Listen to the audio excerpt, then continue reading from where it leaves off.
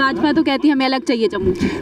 अगर वो चाहते हैं, उनकी सोच तो ख़राब है, वो तो पहले ही इसको तोड़ने पर आए हैं। एक बार देखें, एक बार कभी ऐसा ना हो। अगर ऐसा हुआ, कश्मीर कभी अलग हुआ तो उनको पता चलेगा, उनकी हैसियत ही कुछ नहीं रहेगी।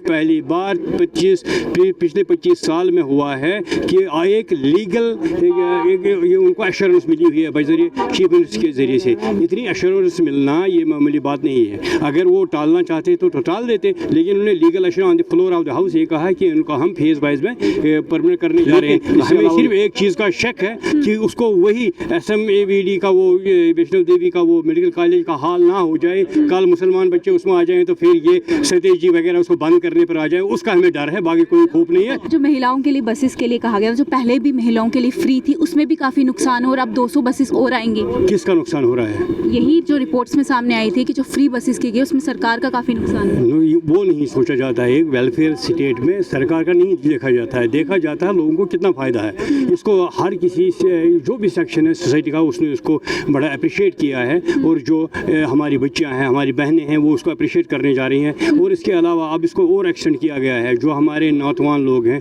स्पेशली एबल्ड लोग हैं, उनको भी ये सहूलत देने जा रहे हैं और बसें आनी जा रही हैं। वेलफेयर स्टेट में लोगों के खातिर कुछ अच्छे काम कर रहे हैं। नफ़ा नुकसान कभी नहीं देखा जाता है स्टेट में, ऐसा कभी नहीं। सिर्फ ज़्यादा ये देखा जाता है जब बैलेंस करना होगा नुकसान और लोगों के आराम के बारे में, लोगों के आराम को फौकियत दी जाती है। सर, NLU पर लोग तमाम जम्मू के स्टूडेंट्स प्रोटेस्ट करें, NLU जम्मू में भी चाहिए। हमें कोई एतराज़ नहीं, अगर उनको भी मिले हमें क्या एतराज़ है, उनको भी मिलनी चाहिए। लेकिन हमें सिर्फ एक चीज़ का शक है कि उसको वही SMAVD का वो वैष्णो देवी का वो मेडिकल कॉलेज का हाल ना हो जाए, कल मुसलमान बच्चे उसमें आ जाएं तो फिर ये सतीश जी वगैरह उसको बंद करने पर आ जाए, उसका हमें डर है, बाकी कोई खौफ नहीं है। उनको भी बच्चे उम्मीद अपनी जागरूक रखें कि NLU रखें। वो हमारे बच्चे, जम्मू कश्मीर एक है, जम्मू कश्मीर एक था, एक है, एक रहेगा। पर भाजपा तो कहती है हमें अलग चाहिए जम्मू।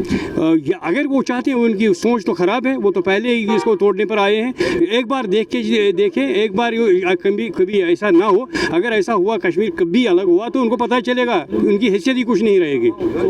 सर, डेली वेजेस के लिए वो कब से इंतजार कर रहे हैं? उनका स्टेप बाय स्टेप होगा। डेली को आपके जरिए मैं मुबारकबाद पेश करना चाहूँगा। आज पहली बार पिछले 25 साल में हुआ है कि एक लीगल ये उनको एश्योरेंस मिली हुई है बजरिए चीफ मिनिस्टर के ज़रिए से। इतनी एश्योरेंस मिलना ये मामूली बात नहीं है। अगर वो टालना चाहते तो टाल देते, लेकिन उन्होंने legal assurance on the floor of the house ये कहा कि उनको हम फेज वाइज में परमानेंट करने जा रहे हैं। इससे अलावा उनको क्या मिलना कहती है बजट में कुछ नहीं है उनके लिए। देखिए, ये सरकार का काम होता है, कैसे करे। अभी तो रिपोर्ट नहीं आई, चीफ सेक्रेटरी जिसका हेड कर रहे हैं, रिपोर्ट आएगी तो ये दानिश्त में हमारी चीफ मिनिस्टर जो फाइनेंस मिनिस्टर, उसको पता है कि मुझे कैसे उनको क्या करना है। इसी तरीके से उसने अपना स्टेटमेंट बनाया। और जहाँ तक हमारी चीफ मिनिस्टर साहब का ताल्लुक है, ये वही बात कर रहे हैं जो वो कर सकते हैं। इसने कभी ना लोगों को धोखा दिया है, न कोई भी लोगों को धोखा देने का दिया। आखिरी सवाल, एजुकेशन के लिए जम्मू कश्मीर के लिए क्या किया जाए? एजुकेशन के लिए हम देखिए, अब जो इंफ्रास्ट्रक्चर वो बढ़ाया जाता है, ये फीस देखिए, ग्रेजुएशन लेवल तक वो फीस माफ़ किया गया,